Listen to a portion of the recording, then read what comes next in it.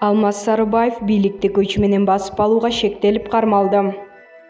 Айзада Канатбекованын өлүмү боюнча милиция кызматкерлерине карата шалакылык беренеси боюнча иш тергелүүдө. Япония жумушчулардын ордуна роботторду иштетүүгө киришип жатат. Атакама чөлү жамгырдан кийин күтүүсүз жерден гүлдөп кетти. Жалал-Абад шаарында атайын операциянын жүрүшүндө дээрлик 9 килограмм баңгизат табылды. Алмаз Сарыбаев бийликти күч менен басып алууга шектелип, Жазык кодексинин 309 беренесинин негизинде кармалды.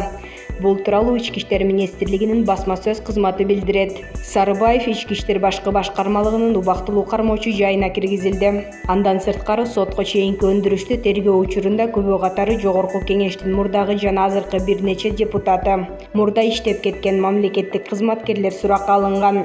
Бүгүнкү күндө бул сотко чейинки өндүрүш боюнча дагы бир катар тергөө аракеттери жүргүзүлүүдө деп айтылат маалыматта.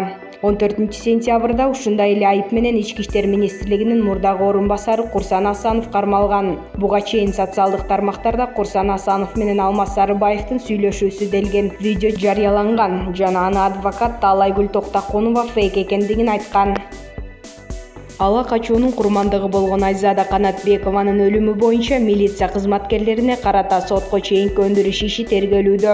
Бул туурасында башкы прокуратуранын маалымат кызматынан билдиришти.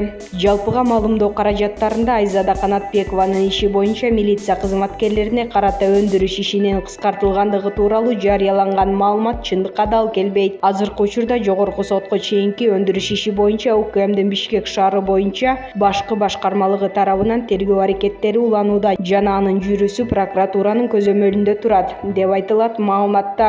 Бишкектин 1-Май райондук соту 14 сентябрындагы отурумунда урдоого катышкан 5 кишинин баарын тең күнөөлүү деп таап, Сыймык Молдосариев, Ажикабыл Рыспай уулу жана Орузбек Нурумбетов 7 жылга, Кубаныч Токон уулу жана Замирбек Раманкулов 6,5 жылга кесилишкен. Сот айыпталуучуларды Айзаданын үй бүлөсүнө моралдык жана материалдык зыян катары 100 000 сом төлөп берүүгө милдеттендирген.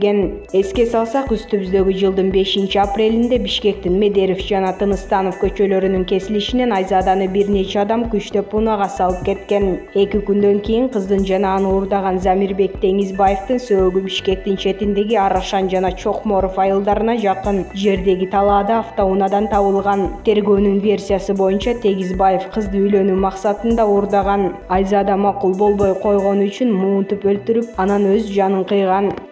Интеллектуалдык роботтор Япониянын экономикасын жандандырат. Бул тууралуу Масайоси Сон онлайн конференцияда билдирди. Робот машиналарды иштеп чыгуу боюнча иш алып барууда, алардын жасалма интеллекттерин жакшыртууда. Масайоши Сон жакын арада роботтор өнөр жай жана өндүрүш тармактарында гана эмес, бардык жумушчулардын ордун алмаштыра тургандыгын айткан. SoftBank компаниясынын башчысы видео ролик менен чуркаган жана секирген адамдарга окшош роботторду жана контейнер формасындагы машиналарды көрсөттү.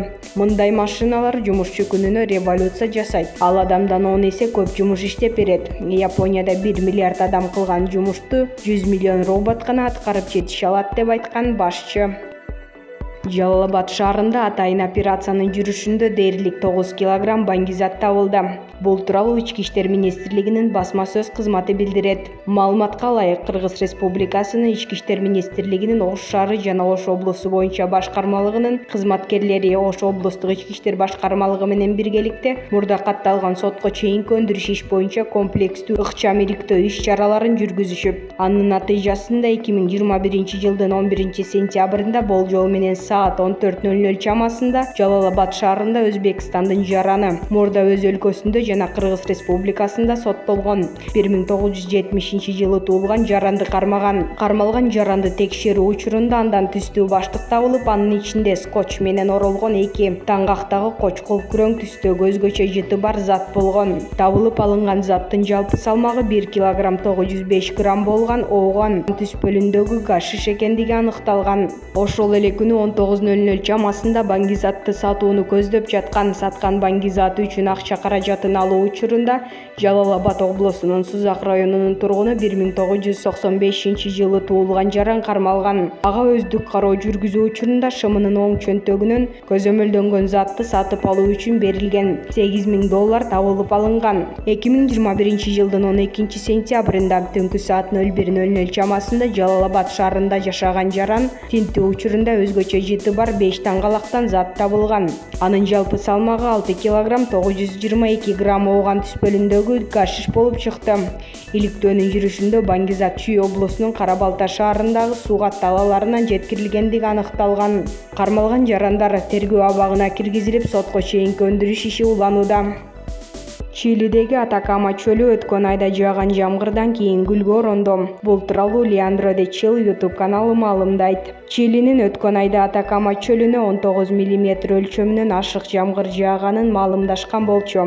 Дүйнөдөгү эң кургак жер болгон бул жерге жылына 12 мм аз жамгыр жай турганын эске алганда бул чоң жаңылык болгон. Атакама дүйнөдөгү эң кургак жер болуп саналат. Бул рет чөлдөгү гүлдөр чыны менен адам суктана тургандай болгонун ал жерге баргандар маалымдап жатышат. Айтурган Абдыразакова, Медиа 24.